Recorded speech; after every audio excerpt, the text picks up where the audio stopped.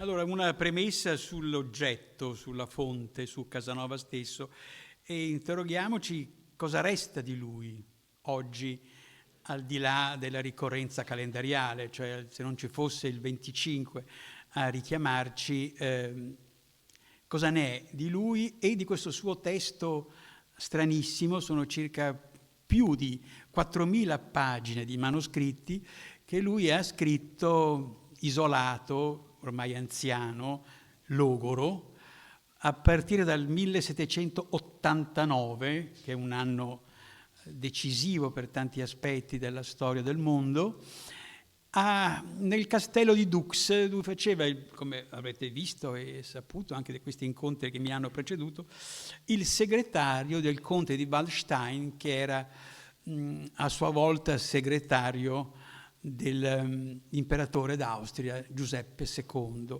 e ha scritto queste 4.000 pagine dall'89 alla morte nel 1798. Nel 1922 c'è stato un processo in Italia contro l'editore fiorentino Bernini, che stava pubblicando a puntate la storia della mia vita, cioè quest'opera di cui stiamo parlando, no?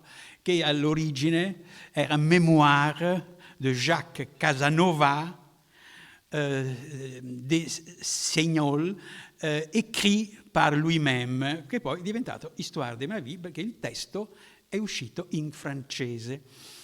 E a difendere l'editore c'è un grande avvocato parlamentare, amico della Duse, che era Rosadi. E Rosadi, per scagionare l'editore toscano da tutte le minacce che subiva e di costi drammatici a cui andava incontro, ha dichiarato che il signor Casanova questo testo l'ha scritto per se stesso. È un vecchio che scrive come allo specchio, ricostruendo la sua vita senza alcuna intenzione di pubblicarlo. E nelle pagine, attraversando questa storia della mia vita, ogni tanto lui dichiara e mette a fuoco chi è il destinatario. Da una parte dice non è per i devoti, lui che ha fatto tra i suoi tanti infiniti mestieri e anche l'abatino, per alcuni anni ha provato a fare la carriera ecclesiastica, precisa di avere proprio una vocazione antitetica al mondo ecclesiastico. Ed è fatto per i tolleranti, ed è fatto per la gente che ama ragionare, e insieme c'è tutta una serie di atteggiamenti, come dire, di autoesaltazione sul proprio corpo.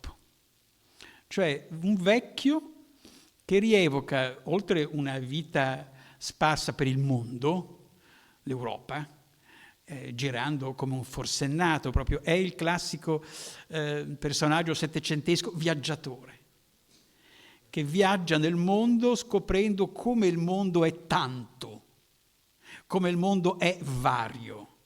E naturalmente nel viaggio avventuroso di questo personaggio c'è la dimensione dell'avventuriero e insieme anche del grande amatore, perché le donne sono tante, sono infinite, e c'è lui quasi una sorta di ossessione al possesso.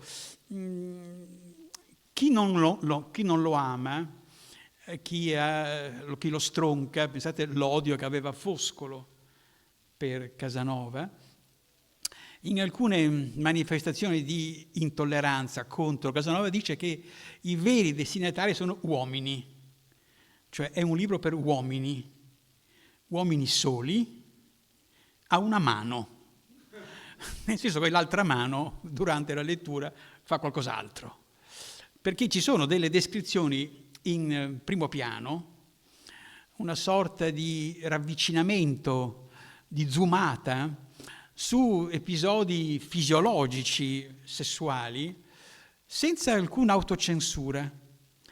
Sembra quasi che uno dei personaggi spesso citati nella Histoire de ma vie, l'Aretino, grande personaggio cinquecentesco, le stampe dell'Aretino, che erano piene di varie posizioni amatorie, che vengono citate spesso da Casanova.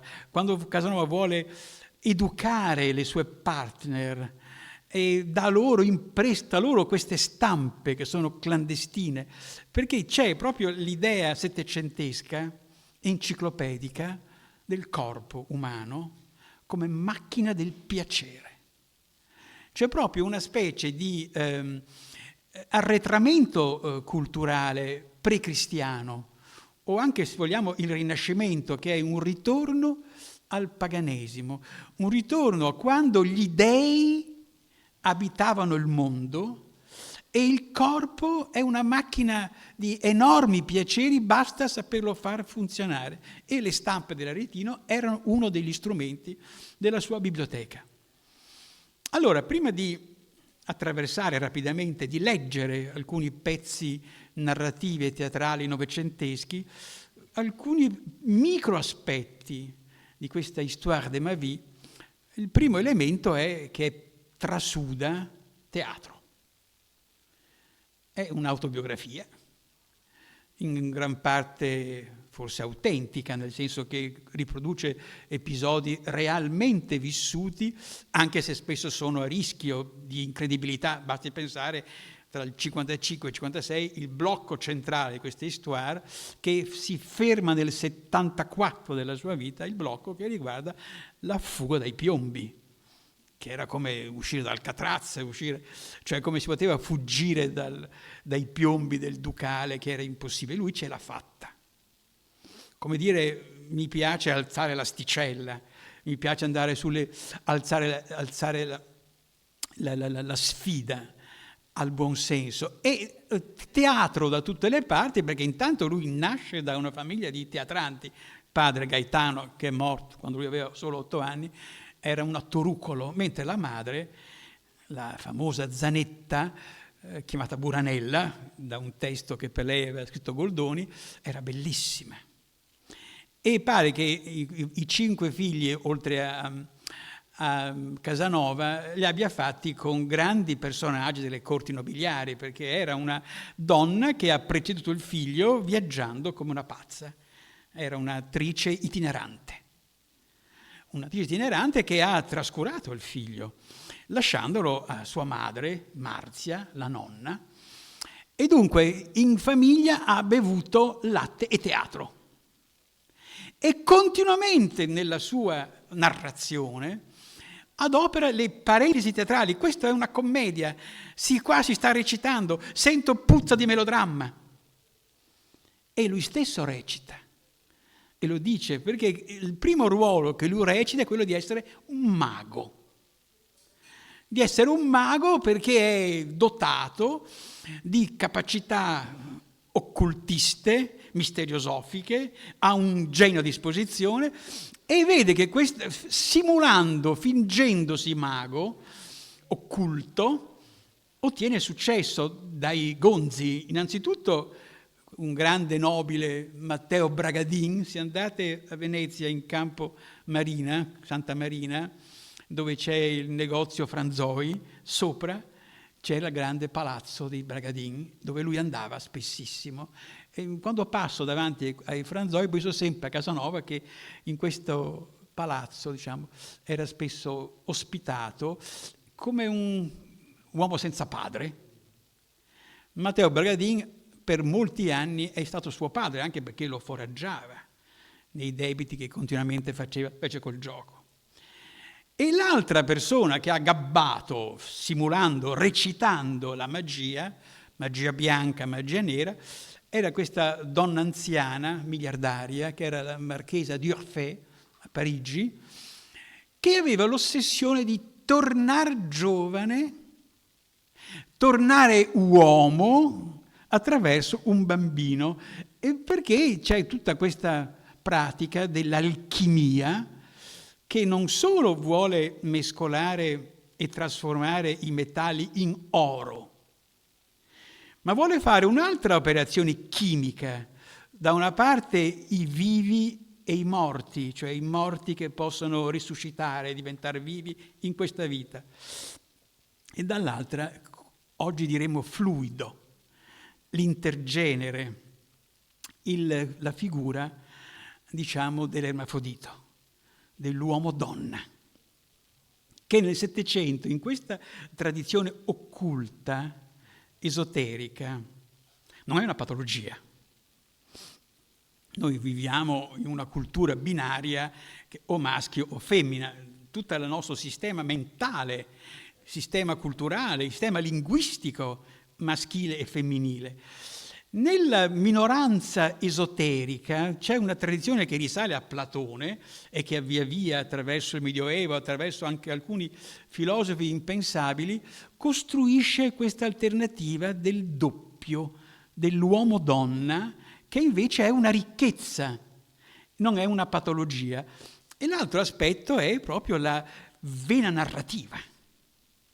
Alessandro Verri, in una lettera a Pietro, il fratello, dice: ho parlato con questo veneziano ed ha una capacità di comunicare e di narrare le sue imprese che è sbalorditiva, cioè era un grandissimo narratore. Quando è per 15 mesi sepolto ai Piombi e gli chiedono che cosa vuole leggere, perché avevano questi ogni tanto lo trattavano bene, tra virgolette, e gli chiedono: vuole dei romanzi? No, per carità, niente romanzi, perché si occupava di tantissime altre discipline.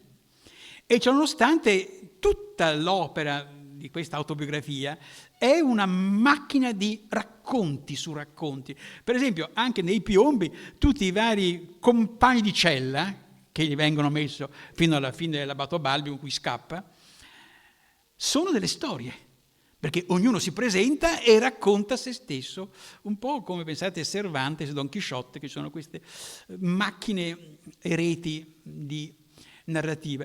E un altro aspetto che lo collega narrativo, nel 62 esce un importantissimo studio di Diderot, uno dei maestri dell'enciclopedia, dedicato, è un intervento funebre su Richardson, narratore inglese, Samuel Richardson, autore del ciclo della Pamela, che anche Goldoni ha, diciamo, trasformato, immortalando nella Pamela nubile. E cosa dice di Richardson, di Diderot? Che i suoi romanzi mettono in campo la strada, i pericoli, l'angoscia della vita, perché puoi incontrare di tutto, e grazie a lui il lettore fa tesoro, impara. Leggo un frammento quando parla di Chioggia. Io mi sono servito della storia della mia vita non nella versione quella più, diciamo, canonica dei Meridiani, curata da Pietro Chiara, ma quella del povero Serafino Balduzzi, perché c'è morto mentre la traduceva, perché ha voluto utilizzare una lingua molto orale, a volte anche senza eufemismi, perché il francese di Casanova è scricchiolante. Basti pensare che il titolo originale, che era Mémoires de Jacques Casanova, écrits par lui-même, e già questo è un errore madornale, perché Mémoire è femminile, doveva mettere écrites, écrits, no? Ed è un francese spurio, scritto sentendo l'italiano, il toscano, e sentendo il veneziano anche, che preme da sotto e vuole uscire. Pensate che lui ha tradotto nel 75 i primi 18 canti dell'Iliade in italiano, ma nel castello di Dux, no, dove è stato negli ultimi anni appunto confinato, fare il bibliotecario e scrivere le sue memorie, hanno tirato fuori anche un manoscritto con i primi 8 canti dell'Iliade in veneziano. Lui non conosceva il greco, traduceva dal latino, ma ha fatto anche uso del veneziano, come dire, proprio questa dimensione. Ebbene, dice di Chioggia: chi incontri a Chioggia? Fratoni, puttanieri, vici di Bari, puttane impestate, e peggio, la gente che ti loda in presenza. Un uno studio sulla sessualità in Casanova, che è tratto da un importante volume a cui ha partecipato anche il nostro Antonio Trampus, che è uno dei organizzatori di questo ciclo. La Sara Bordignon parla di maîtresse, luetici, cioè quelli che hanno avuto la lue, no? Il mal francese, la sifilite. Dice Casanova nel 64 a Londra: è il mio 10° caso di sifilite che si curava col mercurio. Poi dice castrati, travestiti, freaks, fallofori, gente che porta in giro enormi falli, cioè dotati dalla natura in modo particolare, volti belli come fanciulle, enormi clitoridi, cioè qualcosa come la mostruosità. E un altro aspetto è che tutto questo mondo pericoloso viene spesso filtrato attraverso la sua biblioteca, che è una biblioteca in cui si mescolano da una parte Orazio, quindi la cultura latina, e viene spesso citato, e dall'altra il suo adorato Ariosto, che era forse l'autore che lui preferiva. E pensate che la stessa data di fuga dai piombi viene scelta aprendo a caso l'Orlando Furioso e scegliendo la data. E si può dire che questo racconto di questa vita, che comincia proprio dagli 8 anni, questo primo episodio su cui poi vedrete torna il nostro Ferrari, quando da poco è morto il padre e lui ha continuamente sangue dal naso. E allora la madre, la nonna materna, Marzio, lo porta a Murano da una strega, da una maciara, che lo cura mettendolo quasi in una bara con tutta una serie di erbe magiche. E lui, da questa iniziazione alla magia, non ci crede, simula, recita il mago, abbiamo detto prima, però continuamente anche, perché no?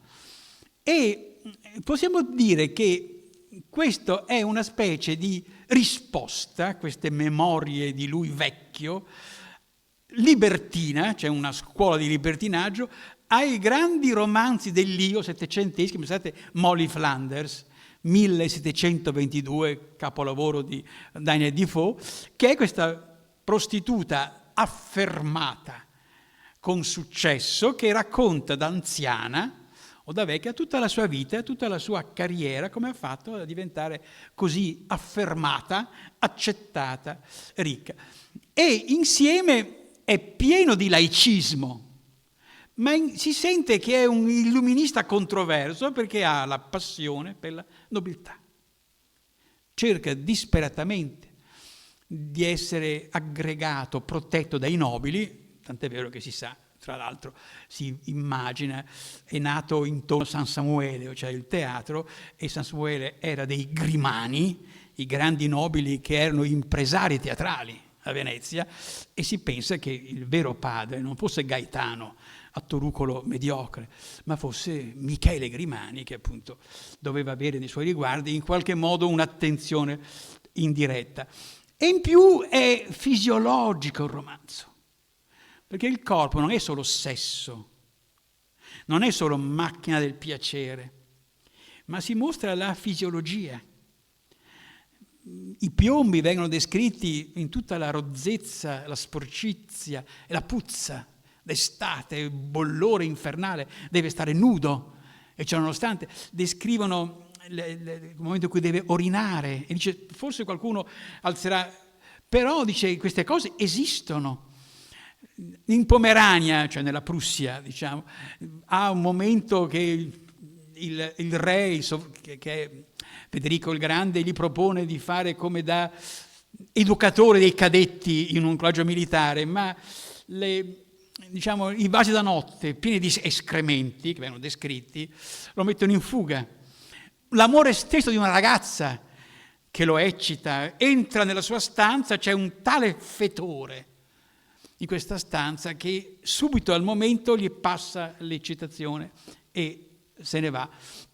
E c'è insieme questa specie di, dicevo, fierezza del proprio Eros, perché il testo trasuda da vecchio il rimpianto tremendo di quando il suo corpo invece era giovane, ed è una specie di esaltazione delle sue capacità amatorie.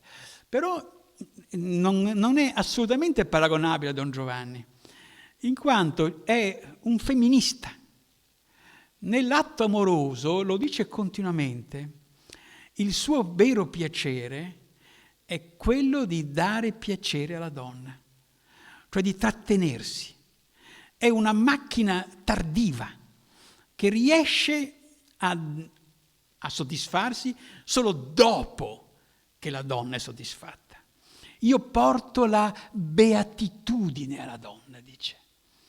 E c'è quasi una mistica dell'eros, perché quando l'eros funziona, ripeto, è come se gli dei tornassero ad abitare sulla terra. C'è un episodio a Murano, uno dei suoi grandi amori, è MM. La Marina Morosini si pensano che era questa nobildonna suora, ma erano suore oggi un po' inverosimili, cioè che aveva l'amante, che era l'ambasciatore Berny, ambasciatore amante non molto focoso, ma guardone, che gli piaceva molto guardare la sua donna mentre se la faceva con altri, la suora. E lui ha una tale concupiscenza di questa donna e ha un tale felicità nel trasporto che a un certo punto dice, io lo chiamo il complesso di Anfitrione.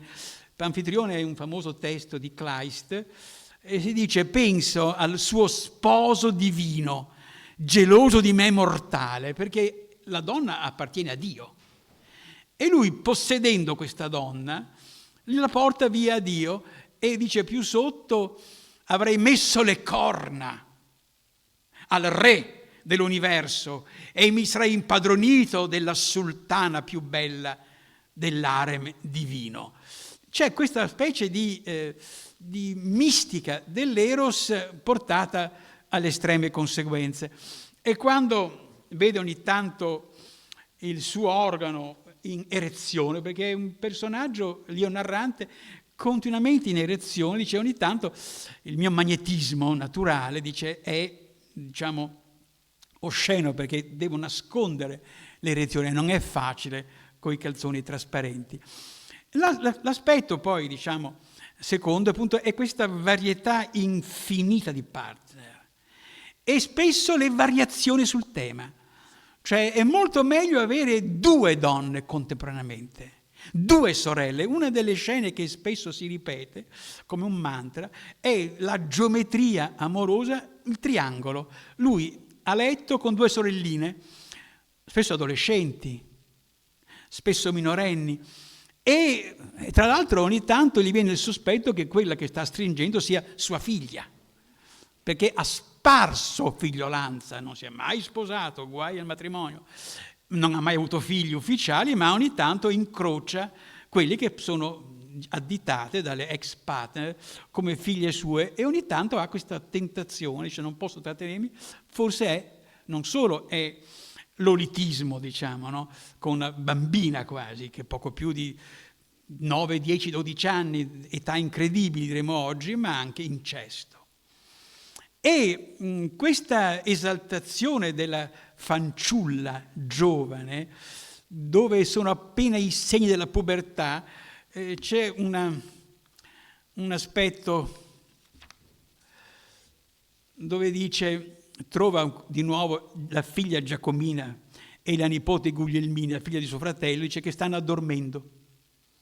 La mano copre, diciamo, la parte, diciamo, l'organo femminile, dice dormienti, la mano sui segni della pubertà, bocconcini di carne rotonda, quasi impercettibile, momento in cui ho visto chiaramente di cosa era fatta la mia anima.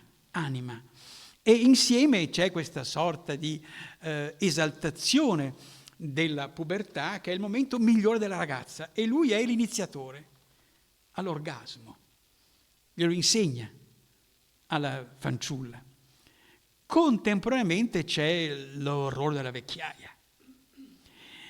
Continuamente il testo trasuda momenti in cui la vecchiaia è mostrata come il male peggiore che ci ha fatto Dio, di farci invecchiare. Alcune figure sono mostrate prima belle, giovani e fresche, e poi nella decadenza fisica. Per esempio Ancilla, che era l'amante di un suo amico scozzese, Murray, amante sua anche.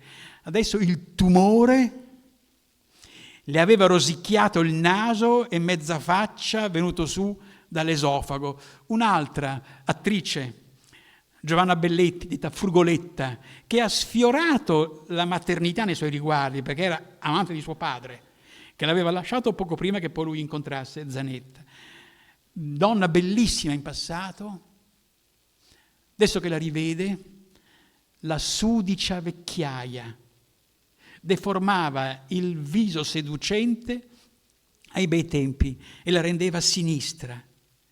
Caduti in polvere i suoi amanti, sepolte le seduzioni, lei, impudente, non si accorgeva, e cipria e rossetto, su infinite rughe, metteva in mostra metà di quello che restava della mammella floscia, sorrideva con 2 file di denti falsi.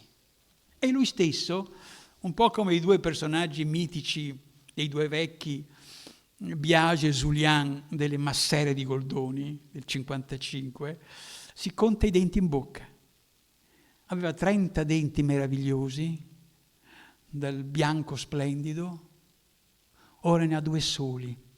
E c'è una pagina scritta, pensate, nel 98, quindi proprio negli ultimi momenti di scrittura, in cui lui rievoca Ancona e rievoca 3 tappe diverse, perché dice: mi sentivo ancora più giovane che vecchio, perché proprio in quella città avevo cominciato a godermi la vita e non mi capacitavo di come fossero passati 30 anni almeno, un tempo sconfinato, eppure mi sentivo ancora più giovane che vecchio. Che differenza però quando ripensavo alle condizioni fisiche di quando ero nel fiore degli anni in confronto a quelle presenti. Mi sentivo diverso, sapevo che allora ero stato felice tanto quanto ora dovevo ammettere di essere diventato infelice, non avendo prospettive per il futuro. È nella fase calante che un uomo che ha vissuto una vita di piaceri fa queste cupe riflessioni a cui non pensa mai negli anni d'oro della sua gioventù. Se la pensavo così 26 anni fa, potete immaginarvi quali siano le mie considerazioni oggi, che mi trovo da solo, mi distruggerebbero se non mi mettessi d'impegno per ammazzare il tempo che me le spira nell'animo, che purtroppo per fortuna è rimasto ancora giovane. Scrivo per non morire di noia. Guai ai vecchi. Solo i giovani dovrebbero raccontare. E c'è questa specie di orrore per Cronos. E vengo adesso alla seconda parte, quella più importante, novecentesca, perché prendiamo da questi spunti: giovinezza, macchina del piacere, felicità, fisiologia e insieme vecchiaia, decapitudine. Cominciamo con un genio assoluto, uno scrittore austriaco. L'Austria conta molto in Casanova, perché alcuni dei testi più importanti vengono da Vienna. Ugo von Hofmannsthal, che è uno scrittore che ha molto amato D'Annunzio. Perché cito D'Annunzio? Perché ci sono delle analogie sorprendenti tra Casanova e D'Annunzio. Uno dei grandi amanti di Casanova è la Foscarina, che era moglie di Foscarini, che era il capo, diciamo, della flotta navale a Corfù,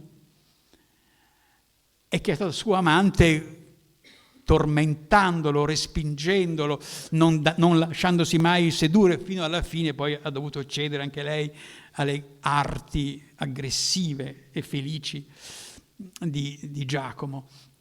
Ma si chiama Foscarina il grande personaggio che la Duse in qualche modo interpreta nel fuoco del Novecento. Ebbene, Hofmannsthal era un amatore della Duse, ammiratore sfrenato, e di D'Annunzio. Quando poi D'Annunzio prende l'aspetto politico, militare, nazionalista, eccetera, se ne distacca con disgusto e lo chiama Pulcinella, Baedeker turistico, no?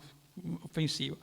Qui, in questo testo teatrale, che è un dramma commedia del 1899, quando Hofmannsthal ha 25 anni.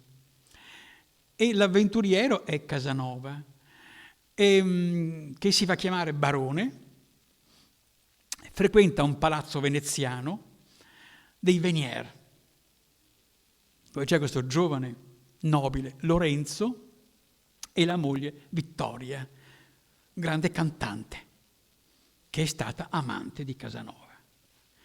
E la cantante si accompagna con Cesarino, fa passare per suo fratello.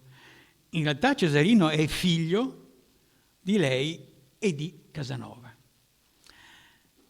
Vi leggo 3 passaggi di questo avventuriero e la cantante. Il primo, come parla il barone quando rievoca le sue seduzioni verso le bambine, le amanti bambine. Era solo una bambina. Tra le mie braccia diventò una donna. I suoi primi baci erano inesperti, come delle colombe cadute dal nido. I suoi ultimi baci mi portavano via l'anima. Quando arrivava di sera o di primo mattino, più snella di un fanciullo, era tutta nascosta tra un gran manto antico e prezioso, ma poi lo gettava lontano e avanzava furtiva, come un cerbiatto che esce per la prima volta allo scoperto, lontano dal bosco. Un altro passaggio, quando progetta, sempre il barone Casanova, delle iniziative megalomani, cosa farà della sua vita? Avvolgerò attorno al campanile una catena di narcisi e di rose, e sulla punta estrema dell'aguglia incendierò il sandalo, le sue fiamme, irrobustite dall'olio di rosa, si alzeranno come braccia gigantesche, minacciando le cupe membra della notte. Tramiterò il canal grande in un mare di fuoco liquido, spargerò tanti fiori che le colombe stordite cadranno a terra, e tante luci da spaventare i pesci al punto da costringerli a nascondersi negli abissi. Tramuterò in realtà i sogni dei poeti. Farò uscire il Veronese e l'Aretino dalla tomba. Aggiogherò i grigli al mio carro e innalzerò fino al cielo una piramide fatta di corpi femminili che cantino nella notte. I cavalli di San Marco daranno in alti nitriti e le loro froge di bronzo si gonfieranno di piacere, e i carcerati che dentro i piombi spezzano disperati le unghie contro il muro cesseranno dal loro delirio e non parleranno più del giudizio universale. Gli angeli rosa gonfieranno le candide piume a un vento selvaggio e si abbatteranno sul carcere sfondando quel cupo tetto di piombo. Ed è evidente da una parte il rimando ai piombi, alla fuga, e dall'altra quante cose D'Annunzio ha sfruttato nel fuoco da questo testo. E infine l'ultimo pezzo dal testo di Hofmannsthal è un momento poetico. Sempre a Vienna, nel 28, esce un testo di Stefan Zweig, grande scrittore ebreo, che nel 42 in Brasile si suicida per la depressione davanti al nazismo che sembra vincente. Nel 28 pubblica 3 poeti della propria vita e mette insieme Casanova, Stendhal e Tolstoi. Stendhal, che aveva l'ossessione di essere impotente sul piano amoroso ed era attratto moltissimo da Casanova. Dice Zweig che questo avventuriero è la prova generale di Napoleone. Napoleone ha completato Casanova come avventuriero fortunato che ha avuto successo, no? Ma non è un poeta. Tutte le sue poesie sono mediocri, dice Zweig. E qui invece il protagonista di Hofmannsthal è un poeta, come se fosse bravo a fare i versi, Casanova. Ecco un passaggio. Assorbire come una spugna il mondo che si stende al di là delle montagne e vedere splendere sotto di te le città più vive e ardenti delle tue pupille, guardare le vele aprirsi al vento come bianchi petti scossi da un brivido e poi le braccia nude, le piccole gole delle donne sedotte abbandonate, arse dai singhiozzi, e lasciare le duchesse disperate nelle alcove meditare di prendere il posto delle cameriere. Un altro testo importante, sempre viennese, sempre austriaco, che esce nel 17 ed è di questo altro genio della drammaturgia e della narrativa mitteleuropea che è Arthur Schnitzler, medico, e insieme appunto scrittore raffinato. E scrive questo testo che è il ritorno di Casanova, che torna a 53 anni, nel Mantovano, da una coppia di suoi amici, c'è Amalia, ex amante, e il marito che lo ospitano felici nella loro tenuta. Hanno 2 ragazzine, la primogenita 12 anni, Teresa, finirà a letto con Casanova, e soprattutto hanno una nipote, Marcolina, adolescente, bellissima, che studia matematica a Padova, da Morgagni, e non vuole sapere di uomini, e lo respinge, in malo modo.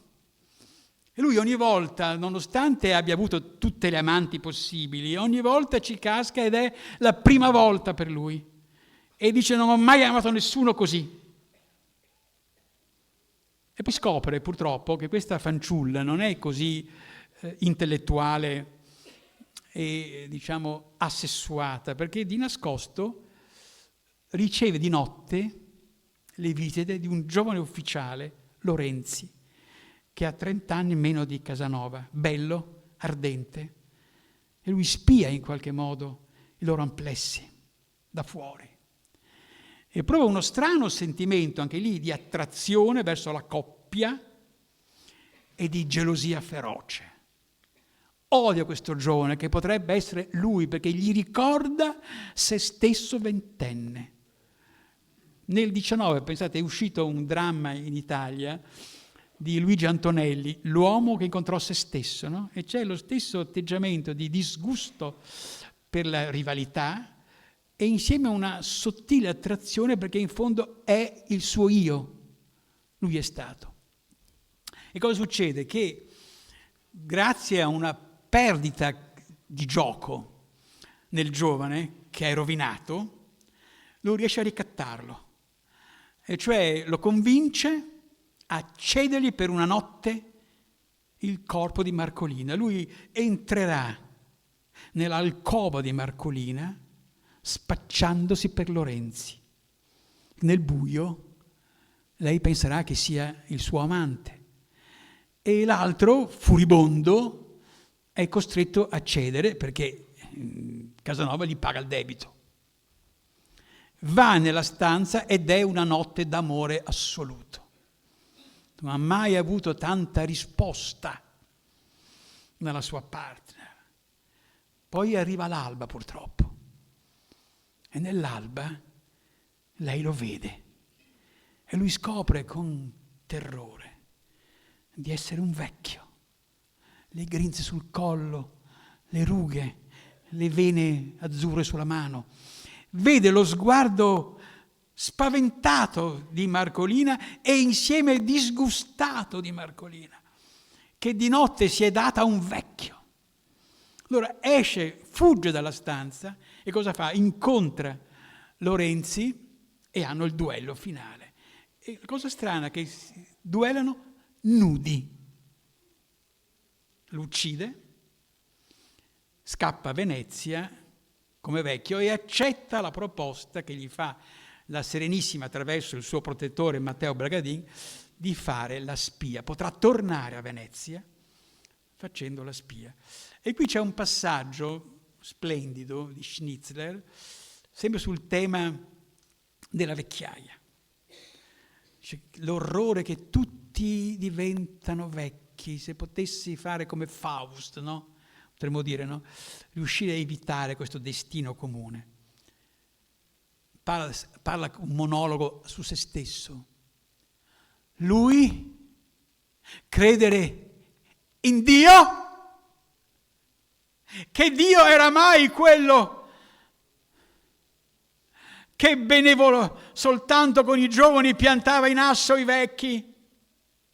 Un Dio che quando voleva si tramutava in diavolo e trasformava la ricchezza in povertà, la felicità in infelicità, il piacere in disperazione. Tu ti diverti con noi e noi ti dovremmo pregare. L'unico mezzo che ci rimane per noi è bestemmiarti e dubitare di te, non farti esistere, giacché nel momento in cui tu esisti io ti devo maledire. Strinse i pugni puntandoli verso il cielo e si drizzò. E 2 anni dopo, perché il romanzo esce nel 17, 2 anni dopo, sempre Schnitzler pubblica una commedia, Le sorelle, ovvero Casanova a Spa.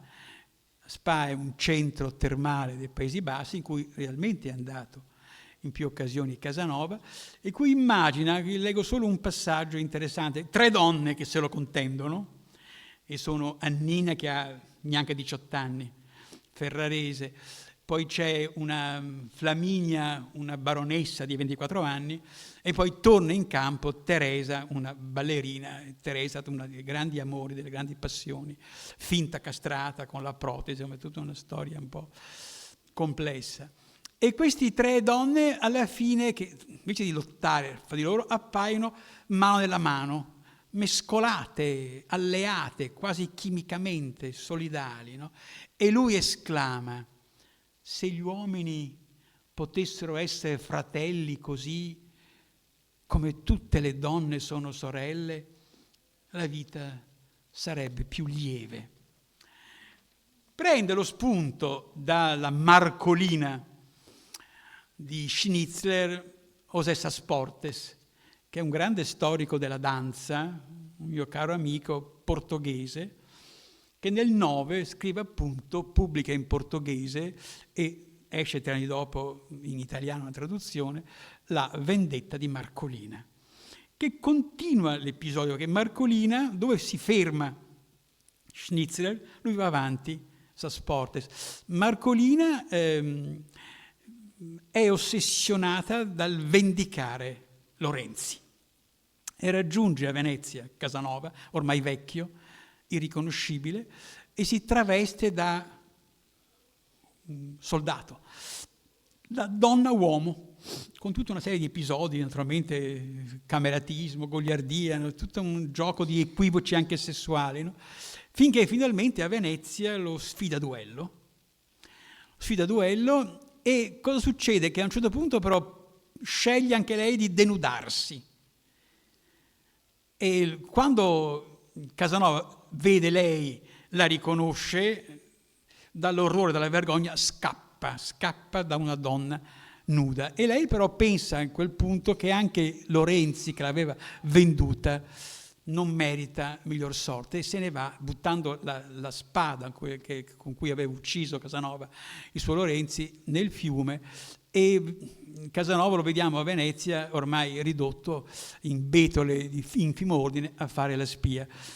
Sasportes ha sposato la nipote di Stucchi, Giovanni Stucchi, e qui apro una parentesi perché c'è un'opera di Antonella Barina, veneziana, i fantasmi di Goldoni e Casanova, che immagina una specie di notte un po' spiritistica in cui i due personaggi dialogano con Giovanni Stucchi, questo grande industriale che ha creato il mulino Stucchino alla Giudecca. E veniamo adesso appunto agli ultimi due episodi, e poi finisco, che sono episodi più, diciamo, legati alla giovinezza di Casanova. Uno è del nostro Franco Ferrari, che ha pubblicato nel 18 questo suo delizioso testo in tre, oltre all'italiano, le altre tre lingue, sono delle quartine tradotte in francese, inglese e tedesco, allietato, variato dagli acquarelli di Giancarlino Benedetti Corcos, che allietano proprio in technicolor queste quartine. E questo soffermarsi sull'infanzia, adolescenza, i primi momenti, mi ricorda un po' un bellissimo film del 69 di Luigi Comencini, che era appunto Infanzia, vocazione, prime esperienze di Giacomo Casanova, anche per la grande luce. E si comincia, il titolo è Il Giacometto desmissia, il risveglio di Casanova. Me so svegliare a 8 anni e 4 mesi, con tanto sangue da naso sul muso, e il veniva so abbondante con brio, gero in un canton in semenio. Me nonna me ga portà a Muran da una maga, che me ga guario facendo incantesimi d'erbe mate, che me ga piasso tanto come le donne. Go stupio a 11 anni e il vecchio malipiero. Qui c'è un passaggio molto osceno, vi avverto subito, alla baffo, però la levità di Ferrari riesce a renderlo innocuo. E me domandava perché in latin è il casso se femmina, mentula, e la mona se maschio, cunnus. Mica ho risposto con un esame troppo perfetto. Se giusto così, naturalmente, perché la donna è il paron del piacer e l'uomo la associava infedele. Al forte de Sant'Andrea, per ingiusta punizione, e il 2 aprile a 18 anni, pena fatti de scondion, una bea greca m'ha fatto il regalo fetente della mia prima femmina, malattia impestante, la lue.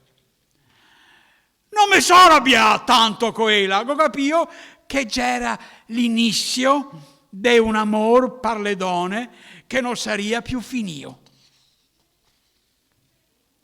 Al forte si arriva un giorno il conte Bonafede Poarasso, che mi ha fatto conoscere suo Buger e Sofia Splendor dei 15 anni. Una passeggiata birichina che avevamo fatto tra i muri della casamata guardando la laguna, a onde mi preferivo le sotete. La si è sbrissata improvvisamente e mettendo che posto la scarpina sotto il guardinfante ho visto dei morti e dei vivi e il paradiso.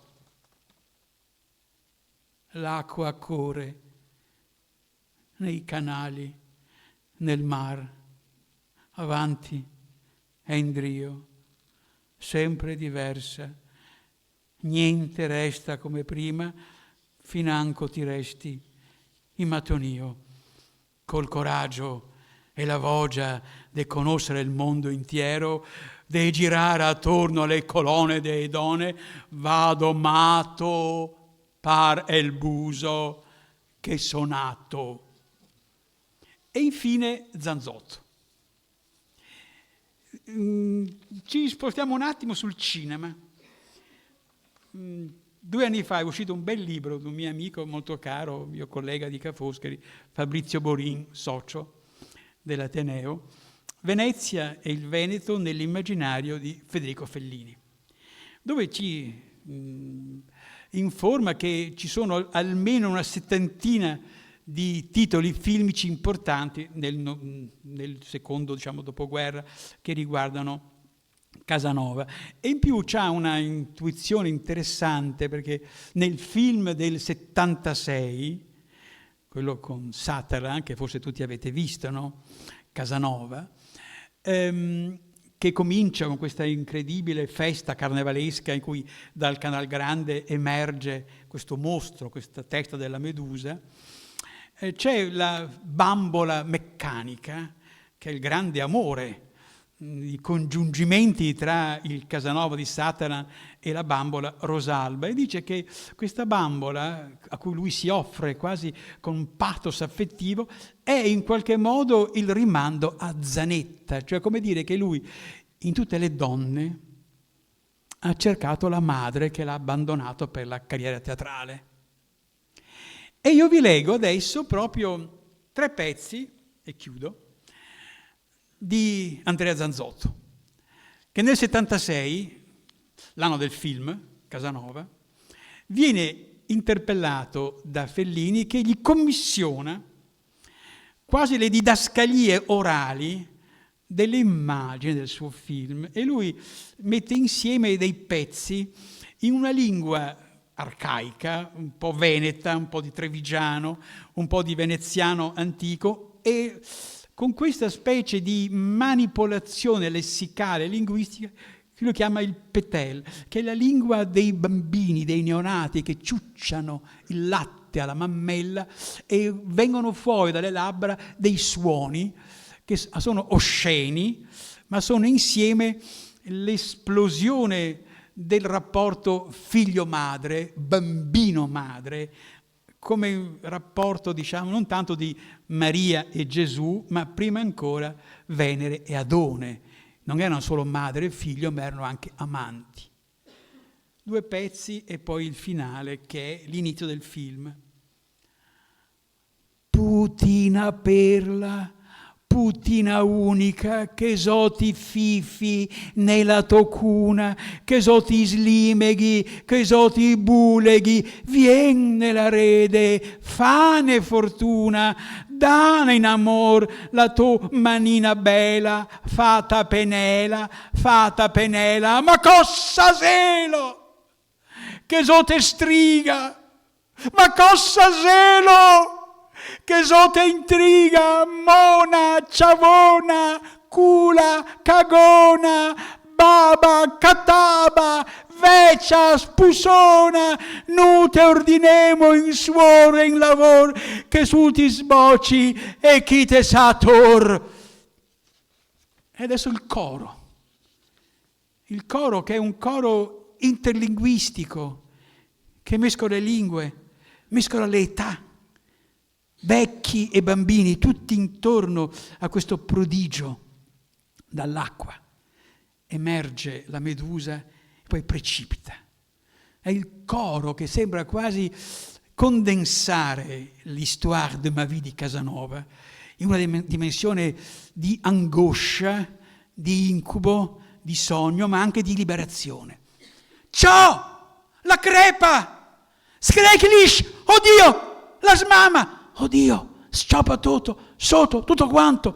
Malheur, la sbrissa, la smona, se scavessa, se destrude, se desfa, sa crève. Dio, cosa nosse, gefahrlich, storsela, ciappela, impirela, segnemose con la croce, che c'era un crepo drento, lo consentio, non la vedemo più, tasi, non voglio sapere niente, devo via subito, jamais vu in chose si sorne, voltemi il culo, via, disgrazie, ma, non si sa, giremo il canton, eine Katastrophe, ma vien un travaso de sangue, dunque sciscal, ma allora,